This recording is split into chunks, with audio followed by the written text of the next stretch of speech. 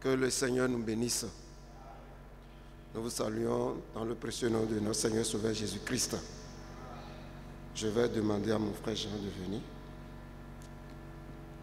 Que Dieu nous bénisse.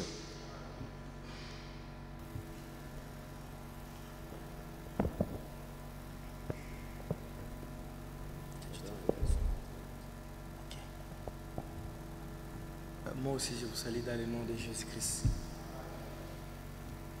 Je vous salue dans le nom de Jésus-Christ. Comment vous dormez déjà, la prédication était lente. Que le nom du Seigneur soit loué. Nous remercions déjà le Seigneur à cause de cette merveilleuse parole que nous venons d'écouter. Et elle était puissante. Elle était trop forte. Bien qu'elle pouvait échapper à certaines. Mais par la grâce de Dieu, nous voulons entrer directement dans la passée clé de la prédication.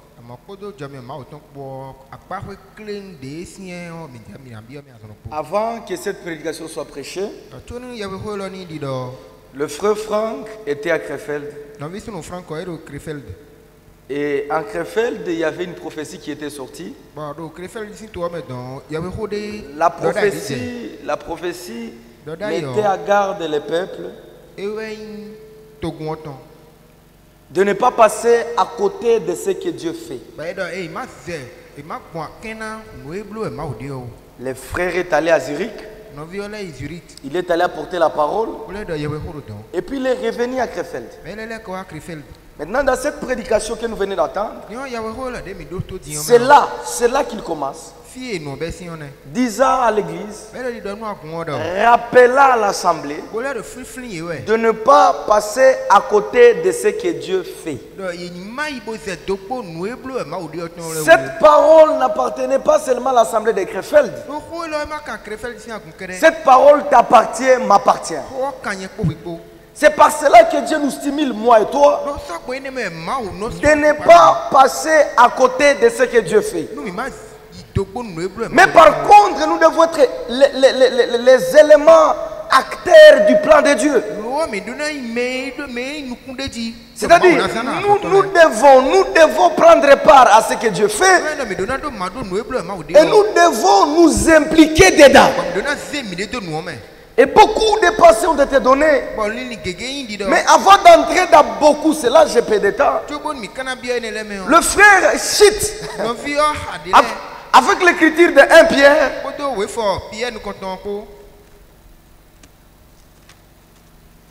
lisons cela, frère. Regardez la profondeur de cette prédication du soir. Le frère Chit avec l'écriture de 1 Pierre. 1 Pierre 1, le verset 18. Je commence moi à partir du verset 17. Je lis au nom de Jésus-Christ.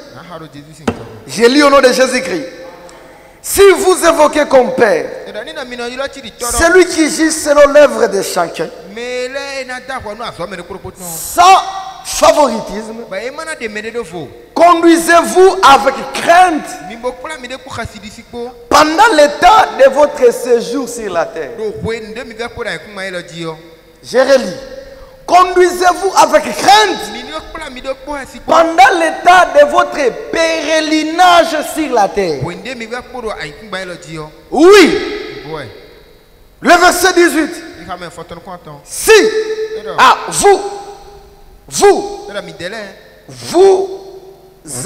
vous savez que ce n'est pas par des choses périssables, par l'argent ou par l'or, que vous avez été rachetés de votre vaine manière de vivre, que vous avez hérité de vos pères. Alléluia. La vaine manière que nous vivions autrefois, c'était l'héritage. L'héritage que nous avons reçu de nos parents. Mais quelle est cette vaine manière de vivre? Job 14 dit, l'homme né de la femme, sa vie est courte, ça c'est s'agiter. Et aucun être pur ne peut venir d'un homme souillé. Donc nous sommes venus sur la terre portant l'héritage de l'amour et portant l'héritage de la vie périssable. Mais ici l'apôtre Pierre dit, vous, ce n'est pas par de l'argent ou de l'or. Comprenez-vous ça? Que vous avez été rachetés. À d'autres termes, vous avez été enlevés du marché. Parce que le péché nous a vendu, moi et toi, au marché. Et la rédemption nous a enlevés du marché. Le rachat que Dieu a payé, écoutez bien frère, c'était le prix que coûtait le rédempteur pour le salut de nos hommes. Alléluia. Mais cette chose-là, lions les choses. Mais c'est par le sang précieux de Christ, comme d'un agneau sans défaut et sans tache. Écoutez verset 20. Prédestiné avant la fondation du monde, mais il fut manifesté à la fin des temps à cause de nous. Amen. C'est merveilleux. La bonne manière de vivre ici, c'est la mort, c'est le péché. Nous l'avons réussi pas par notre consentement. C'est Adam. Que par Adam, la mort est venue dans le monde. Mais il a fallu les rachats. Amen. Il a fallu la rédemption. Il a fallu un homme qui va prendre la place des hommes afin d'enlever l'homme du marché et de faire de l'homme la propriété privée de Dieu. La rédemption veut dire enlever du marché, fait de toi un bien de Dieu. Alors, cet homme-là, il devait être l'intermédiaire entre l'homme et Dieu. Traduis bien, frère. Il devait être l'intermédiaire entre l'homme et Dieu. C'est-à-dire, il devait être un parent-rédapteur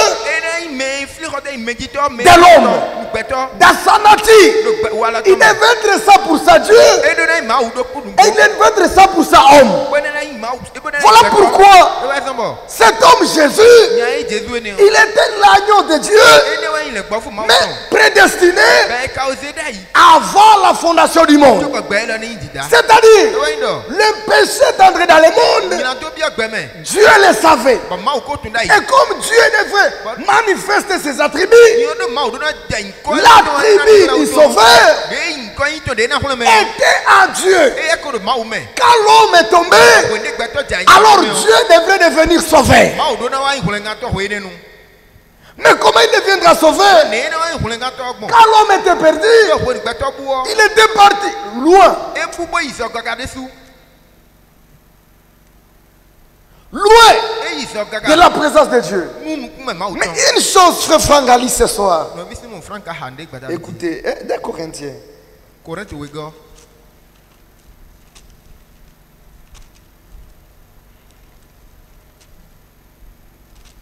2 Corinthiens 1. Regardez ce qui est écrit là-bas. Verset 18, nous lisons. Aussi vrai que Dieu est fidèle. Croyez-vous cela? La parole que nous vous avons adressée n'a pas été oui et non. Car le Fils de Dieu, Jésus-Christ, qui a été prêché par nous, au milieu de vous, par moi, par Sylvain, par Timothée, n'a pas été oui et non. Mais en lui, il n'y a que le oui. Alors il dit le verset 20.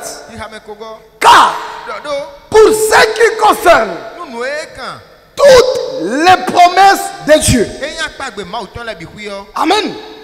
Pour ce qui concerne toutes les promesses de Dieu, c'est en lui où il y a le oui. Donc, pour que Dieu accomplisse sa parole, il n'a pas besoin que toi tu acceptes. Dieu est lié à sa parole. Il veille sur sa parole pour l'accomplir. Qu'est-ce que je veux dire par là? Il y a des promesses qui sont liées à ta foi. Comme la guérison, comme le salut, comme le pardon des péchés. C'est lié à ta foi. Mais il y a des promesses qui ne sont pas liées à ta foi. C'est comme la promesse de son retour. Ça ne dépend pas de nous. Ça dépend de Dieu. Que le monde accepte, que le monde refuse, Jésus reviendra. Parce qu'il a promis. Maintenant, toutes les promesses que Dieu donne, c'est en lui où il y a le oui. C'est-à-dire la certitude que Dieu ne ment pas. Mais l'amen. Amen veut dire ainsi soit-il. L'amen par lui est prononcé par nous à la gloire de Dieu. C'est-à-dire, pour que Dieu accomplisse ses promesses dans la vie des élus, l'amen c'est une personne. Si vous ne le savez pas, l'amen c'est une personne. Il faut que cette personne-là habite à toi. Alors cette personne dira amen à la parole de Dieu. Mais quelle est cette personne? Frère Jean. Frère Jean. Frère Jean. L'amen est une personne. Mais oui, l'amen est une personne. Apocalypse 3 verset 14. Écrit à l'âge de l'église de Laodicée. Cet âge. Voici ce que dit l'amen. Avez-vous lu? Avez-vous lu? Avez-vous lu? Je commence. Écrit à l'âge de l'église, Apocalypse 3, 14. Écrit à l'âge de l'église de Laodicée. Voici ce que dit l'amen. Alléluia. C'est Jésus-Christ. Le témoin fidèle et véritable. Le premier né de la création de Dieu. Ça veut dire quoi? Il faut que Christ habite à toi. Lorsque Christ habitera à toi, tu ponctueras un amen à toutes les promesses. Voilà pourquoi frère Franck a dit Christ est à vous, c'est l'espérance de la gloire. Dans cet âge, les mystères écrits, beaucoup de mystères, LES au pluriel, les mystères écrits de la Bible ont été révélés. Mais parmi les mystères écrits, il y a un autre mystère. C'est le mystère de la réception du baptême du Saint-Esprit. Sans sensation. Sans sensation. Donc on reçoit le baptême sans sensation. Alors on posera la question à Frère Branham. Frère Branham, comment saurions-nous que cette sœur, ses frères, est baptisée du Saint-Esprit? Est-ce que c'est pas les parler à langue? Il dit non. C'est pas les prophéties? Il dit non. Non. Vous connaîtrez qu'un homme est baptisé du Saint-Esprit lorsqu'il ponctue amen aux paroles de Dieu. Pas seulement lorsqu'il ponctue un amen, lorsqu'il croit et il obéit à la parole. Amen. Maintenant, nous rendrons à ce qui concerne les promesses de Dieu. C'est en lui Où est le oui? Mais on nous dit dans Pierre, ce n'est pas par des choses périssables. Alléluia. Ce n'est pas par des choses périssables. Ce n'est pas par l'argent ou par l'or que vous avez été rachetés de votre vaine manière de vivre. Alors, par là de la rédemption, retournez puis à Genèse 3, verset 15. L'homme, comme on l'a dit la fois passée, l'homme était dans les péchés. Il était chancé de la présence de Dieu. Mais une chose est sûre, frères et sœurs, l'homme est allé perdu. Mais sous la promesse. Genèse 3.15. L'homme était perdu. Il était... Disons cela.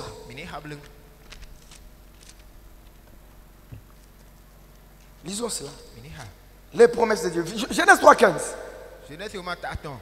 Nous lisons. Nous lisons. Hein? Vous êtes là? Vous êtes là? Je mettrai entre toi et la femme, je mettrai l'inimitié entre toi et la femme, entre ta postérité et sa postérité. Celui-ci t'écrasera la tête et tu lui briseras les talons. L'homme quitte la présence de Dieu, pas avec l'Égypte, pas avec les visas, pas avec des motos, pas avec des voitures. Il a quitté la présence de Dieu avec la promesse. Quelle promesse? C'était la promesse de son salut. Alléluia. Il est allé perdu sous la promesse. Il attendait la semence de la femme. Cette semence de la femme devrait venir racheter l'homme de sa vaine manière de vivre. Alléluia. Mais le péché tendrait au moyen du sang. Voilà pourquoi le péché devrait être ôté au moyen du sang. Et sans l'effusion du sang, il n'y a pas pardon de péché. Alors frère, là où Pierre nous dit, ce n'est pas par des choses périssables que vous avez été rachetés. Qui croit ce soir qu'il a été racheté? Ce n'est pas le sang de bouquet de taureau qui nous a rachetés. C'est le sang de Dieu lui-même. Ce n'était pas le sang juif, frère. Ce n'était pas le sang romain. C'était le sang d'Emmanuel. Et le sang d'Emmanuel, c'est le sang de Dieu lui-même. Alléluia.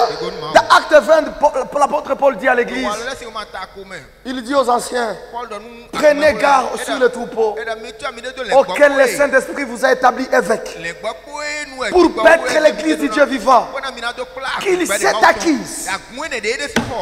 Qu'il s'est acquise par son propre sang. C'était le sang de Dieu. Alléluia. Ce n'était pas le sang de Marie. Non.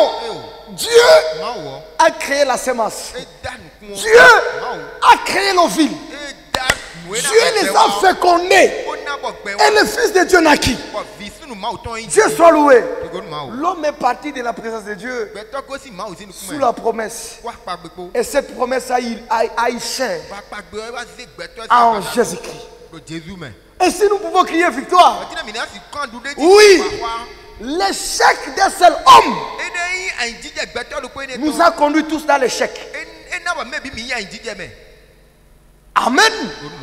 Mais la victoire d'un seul homme nous a tous donné la victoire. Lisons Acte 15. Pour une meilleure compréhension. Non, 1 Corinthiens 15. Mon frère, veuillez bien traduire. Que la traduction soit écoutée. 1 Corinthiens 15.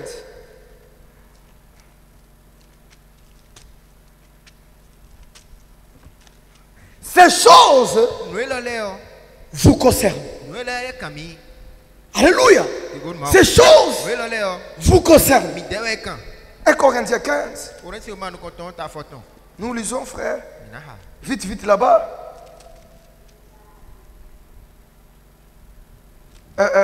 Nous commençons à partir du verset 45. C'est pourquoi il est écrit, les premiers hommes, Adam, devient une âme vivante. Les derniers, pas les deuxièmes. Alléluia. Pas les deuxièmes. Les derniers. Après lui, il n'y a pas un autre Adam. Les derniers Adam est devenu un esprit vivifiant. Mais ce qui est spirituel n'est pas le premier. C'est ce qui est naturel. Ce qui est spirituel vient ensuite. Le premier homme tiré de la terre est terrestre. Le second homme est du ciel. Alléluia. Mais le premier homme, le verset 48, tel est le terrestre, tel aussi sont les terrestres. C'est merveilleux. Tel est le terrestre, tel aussi sont les terrestres. Mais tel est le céleste, tel aussi sont les célestes. Maintenant l'apôtre Paul dit 49. De même que nous avons porté l'image du terrestre. Adam. Toi et moi, nous avons porté l'image du terrestre. Nous porterons aussi l'image du céleste. Qui croit cela? Nous porterons aussi l'image du céleste. Oui. Le terrestre, Adam, nous a vannis au péché. Mais le céleste, Jésus, nous a rachetés du péché. Ce n'est pas aussi par des choses vérissables. Église du Seigneur, c'est par des choses merveilleuses. Il a donné son sang. Amen. Amen. Nous porterons l'image du céleste, frère. Mais nous porterons l'image du céleste. Mais voici le mystère. Adam n'était pas seul dans le jardin d'Éden. Est-ce qu'il était seul? Non, il était avec Ève. Mais où est-ce qu'Ève était sortie? Elle était sortie d'Adam. N'est-ce pas? N'est-ce pas? Et qu'est-ce qu'Adam avait dit? Voici cette fois-ci l'os de donc la chair de donc Adam sévit dans Ève. Amen. Mais il y a un second Adam qui est le dernier. Apocalypse 19. Le verset 7. Qu'a dit l'Écriture? Réjouissez-vous et soyez dans l'allégresse. Car les noces du second Adam sont venues. Alléluia. Cet agneau de Dieu, prédestiné avant la fondation du monde, c'est notre époux. Nous ne sommes pas épouses de Dieu. Non, nous sommes épouses de l'agneau. Alléluia. Et le sang que Jésus a payé à Golgotha, c'était ça la dot de vos âmes. Il n'y a pas mariage sans dot. Donc, le mariage commence. Écoutez, le mariage commence comme ça. L'homme va voir la fille. L'homme convainc le cœur de la fille. La fille dit oui à l'homme. Et puis l'homme donne la dot.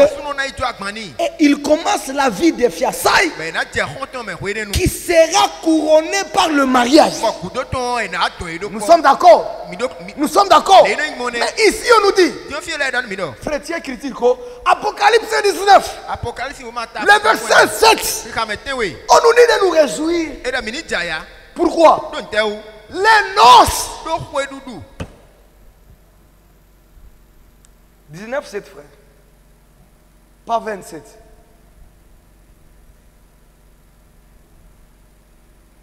On nous dit de nous réjouir. Car le mariage de l'agneau est là. Mais avant le mariage, il faut la dot. Et la dot, c'était le sang. La dot était payée à Golgotha comme le prix des rachats, le prix de la rédemption que Dieu à Christ a payé pour nous. C'était la même chose que Boaz avait fait sur Ruth la Moabite. On verra ça un autre jour. Mais écoutez, la dot n'est pas donnée à tout le monde. La dot est donnée au Père. Amen. Jésus a remis le prix des rachats à Dieu. Ce n'était pas un homme qui l'a fait. Tout vient de Dieu. Et tout rendre à Dieu. Alléluia. Maintenant là, les noces de l'agneau sont venues. La dot il est à Golgotha. Mais il faut la vie de fiançailles. C'est par là que Osée aussi intervient. Osée nous dit quoi là-bas? Regardez ce que dit Osée.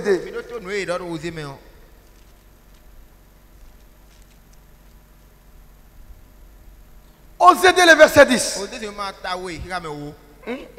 Attends. Attendez que je puisse y arriver, frère. J'étais déjà dans Joël. Osée 2. Le verset 21. Regardez ce que, les termes qui sont employés ici. Je serai ton fiancé. Pour toujours. Je serai ton fiancé. 1. Par la justice. 2. Par la droiture. 3. Par la grâce. Et 4. Par la miséricorde. Alléluia. Nous les gens des nations, le Seigneur nous a fiancés pas par la loi. Il nous a fiancés par la grâce, par la miséricorde, par la justice, par la droiture. Que l'église dise amen. J'attendais vos amens, frère. Il dit, je serai ton fiancé. Et Dieu nous... Jésus, à Golgotha, il nous a rachetés. Le rachat, c'est la... Qu'est-ce que je veux dire? C'est la déportation de l'homme naturel que nous étions. Il fait de nous des propriétés privées de Dieu. Cela, c'était par son sang précieux. Alléluia. Et au moyen de ce sang-là, l'agneau de Dieu prédestiné. Ah, c'est merveilleux. Prédestiné avant la fondation du monde. Hein? Un agneau sans défaut. Vous avec des défauts. Mais l'agneau est sans défaut. La justice de l'agneau, c'est votre justice. Le sang de l'agneau, ça nous couvre. Quand Dieu nous regarde, il nous regarde sous le sang de Jésus. Si tu veux te présenter devant Dieu, Dieu me voici. Frère, tu n'auras rien devant Dieu. Toutefois que tu te présenteras devant Dieu, présente-toi sous le sang. Sous le sang de Jésus, c'est là où Dieu nous pardonne. C'est là où Dieu nous agrée. C'était le prix de la rédemption que Christ a payé pour toi et pour moi. Et ici on nous dit de nous réjouir. Car les noms, on va entrer dans ces choses approfondies les jours qui viennent. On nous dit de nous réjouir. Car les noces de l'agneau sont venus. Son épouse. Son épouse, elle s'est préparée. Alléluia. Dans sa préparation, regardez ce qui est merveilleux. Il lui a été donné. Ah, qui a vu ça? Il lui a été donné de se revêtir de fêlé. Elle se prépare. Mais si Dieu ne lui donne pas, sa préparation est vaine. Amen. Il lui a été donné de se revêtir de fêlé éclatant pur, qui sont les œuvres justes des saints. Les œuvres justes des saints. C'est ça l'habit de l'épouse. Et au moyen, bien aimé, au moyen de la rédemption de Golgotha, le Seigneur a payé le prix de nos péchés. Croyez-les. Croyez-les. L'acte de notre accusation, Jésus l'a déchiré. Ce soir, nous sommes fils et filles de Dieu. Sauvés au moyen de ça de Golgotha. Et nous pouvons dire à Dieu, merci Seigneur pour l'œuvre de Golgotha. Nous étions coupables. Permettez de lire la dernière écriture. Romains 5.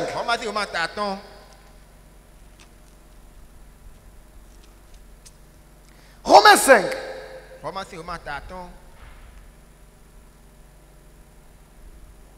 Verset 12. Nous lisons. C'est pourquoi, comme par un seul homme, le péché est entré dans le monde, et le péché, la mort a hâté. La mort.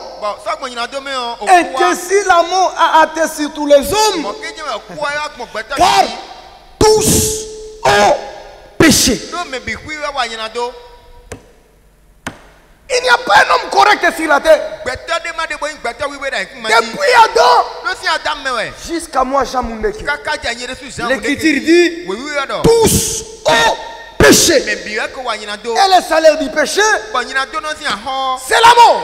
En d'autres termes, nous qui avons péché en Adam, on est devenus les participants de la mort. Alors, les critiques continuent en disant la mort, les péchés, tous ont péché. Et tous ont été privés de la gloire de Dieu. C'est encore par un seul homme, frère, que le péché a été ôté du monde. Que Dieu soit loué. Il a fallu le second homme, Adam, pour ôter les péchés.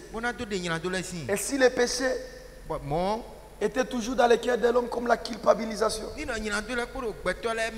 et la loi rappelait toujours à l'homme qu'il était pécheur. Alléluia. Comprenez ces choses spirituellement, je termine par là. La loi rappelait à l'homme toujours qu'il était pécheur. Car nul n'a exécuté la loi, personne. Même Moïse lui-même, le législateur, il est tombé devant la loi. Et la loi a condamné tous les hommes. Il a fallu que Jésus-Christ vienne et qu'il mette fin au sacerdoce de la loi et qu'il nous accorde la grâce sur tous nos péchés et qu'il paye le prix de la rédemption et qu'il nous présente à Dieu sans péché. Alléluia. Petit exemple. Regardez. Pour ceux qui suivent le football, exemple de l'équipe de Bénin en train de jouer, on met un joueur devant un penalty. C'est tous les pays qui regardent cet homme. Monsieur de tout un pays est braqué là. Si il rate, il y a certaines qui cassent les télévisions. Il y a certaines qui déchirent les habits. Il y a même certaines qui meurent. Parce qu'un seul homme a raté le pénalty. Comprenez ces choses spirituellement. Et si on les bat, tout le monde quitte le stade triste. Frère Josué, qu'est-ce qui ne va pas? Aujourd'hui, vous quittez triste. Il ne dirait pas on a battu les joueurs. Il dira on nous a battus. Mais tu n'as pas joué. Comment tu te mets dans l'échec? Parce qu'il est acteur de l'équipe. Il est partie prenante de l'équipe. Donc, le sang de l'équipe est à lui. Il se sent concerné. Voilà pourquoi frère Franck dit ne passez pas à côté de ce que Dieu a. C'est ça. Ne passez pas à côté de ce que Dieu fait. Mais s'ils ont vaincu, penalty. Le monde en Dieu regarde les petits joueurs. Quand il va marquer, on regarde que le ballon est en train de tourner dans les grands filets. Ce n'est pas lui-même qui va crier. C'est tout le pays. Donc la joie du pays repose sur ses joueurs. Quand il va vaincre, c'est tout le pays qui sera en joie. Et on pourra quitter le stade, les mains levées. Pourquoi? En train de chanter. Qu'est-ce qui produit cette joie dans les cœurs des gens? La victoire d'un seul. Alléluia. Ramenez ça à Golgotha. Dans les jardins d'Éden, un joueur a raté la penalty. C'était Adam. Et comme il a raté, nous tous on a raté. Mais Dieu qui nous a aimés, il nous a donné Jésus-Christ. Mais cette fois-ci à Golgotha, Jésus-Christ n'a pas raté. Jésus-Christ n'a pas raté. C'était un coup et c'était le but. Comme il a vaincu, lui-même a levé les bras haut et il a dit tout est accompli. Comme lui a vaincu, toi et moi, on peut chanter je suis fort, fort, plus que vainqueur dans le sang de Jésus-Christ. Pourquoi? Sa victoire, c'est ta victoire. Et le diable est venu avec l'acte de ta condamnation. Josué, Charles, Jean Mundeke. Regardez les malfaiteurs. Regardez ce qu'ils ont fait. Dieu qui a dit je sais. Et l'apôtre Paul dit Dieu, Jésus-Christ, il n'a pas gardé cet acte-là. Non. Parce qu'il pouvait lire et se souvenir. Il n'a pas jeté ça. Non. Le diable pouvait ramasser et ramener. La Bible dit il l'a déchiré. Les hommes pardonnent et ils se souviennent. Dieu pardonne et il oublie. Dieu soit loué. On peut chanter avec joie. Parce qu'un seul a remporté la victoire. Ne craignez rien.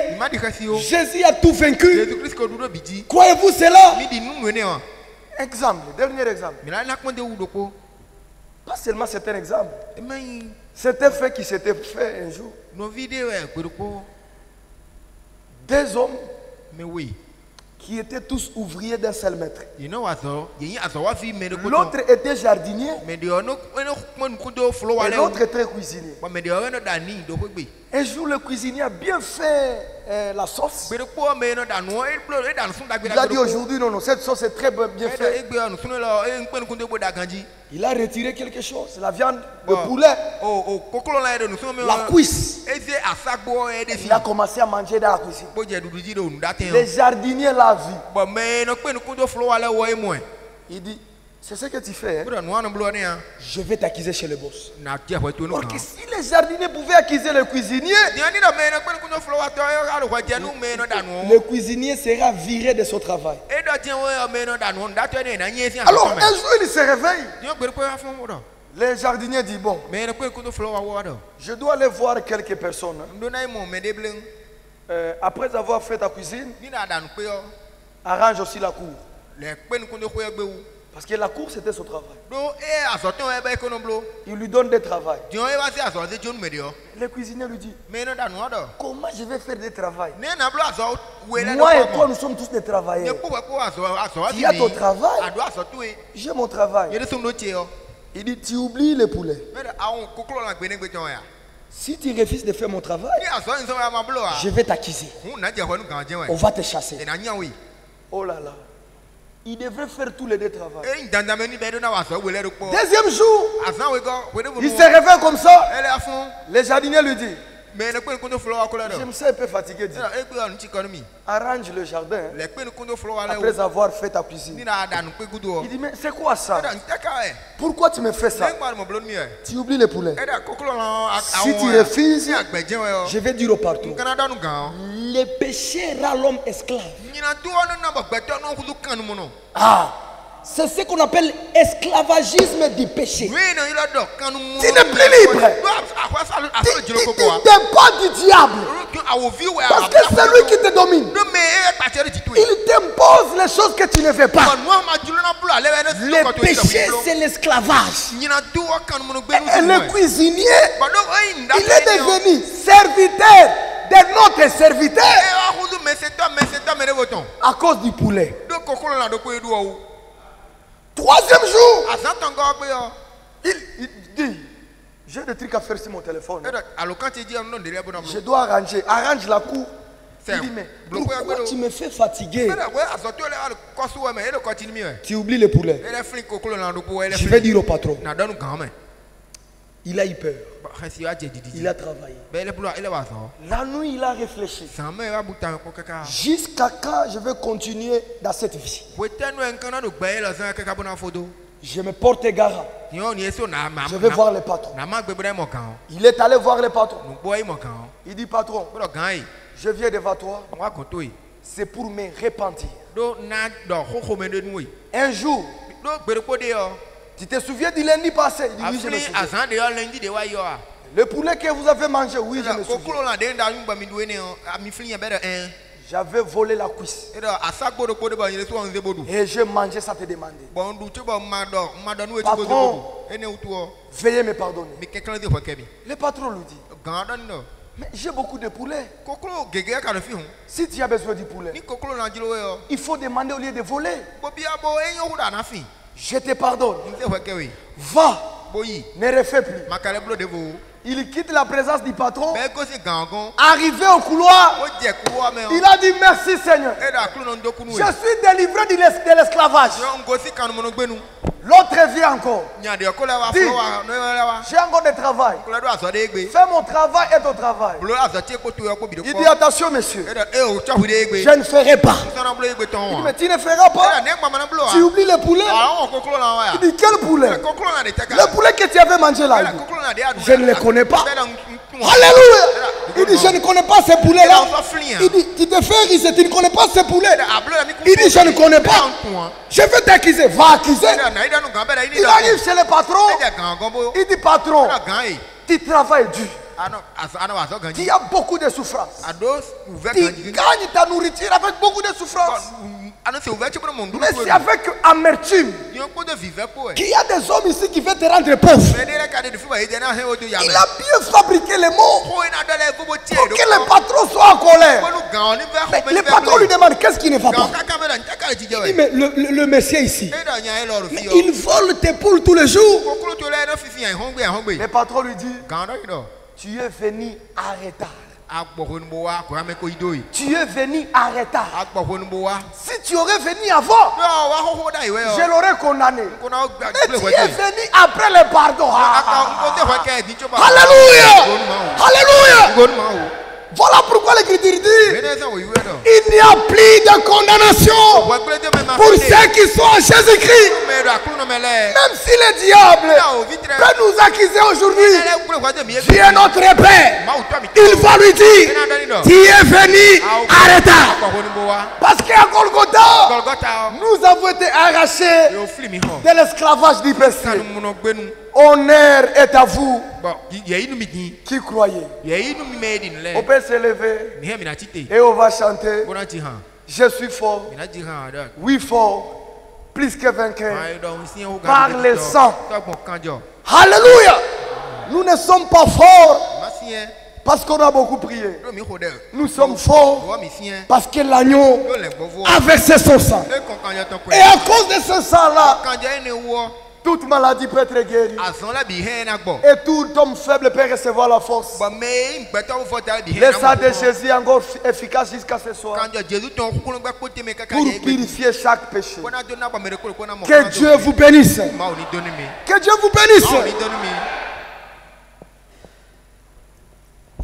Nous allons prendre le cantique numéro 609. Veux-tu briser du péché le pouvoir? Veux-tu briser du péché le pouvoir? La force est en Christ, la force est en Christ. Si dans ton cœur tu veux le recevoir, la force est dans le sang de Christ. Je suis fort, fort, oui, plus que vainqueur, par le sang de Jésus, mon sauveur. Je suis fort, oui, plus que vainqueur, par le sang de Jésus, mon sauveur. Veux-tu braver et la mort et l'enfer? La force est en Christ, la force est en Christ. Jésus d'un mot fait tomber tout est fait.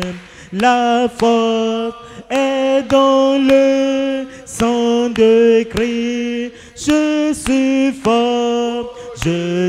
fort, fort, oui, plus que vainqueur, par le sang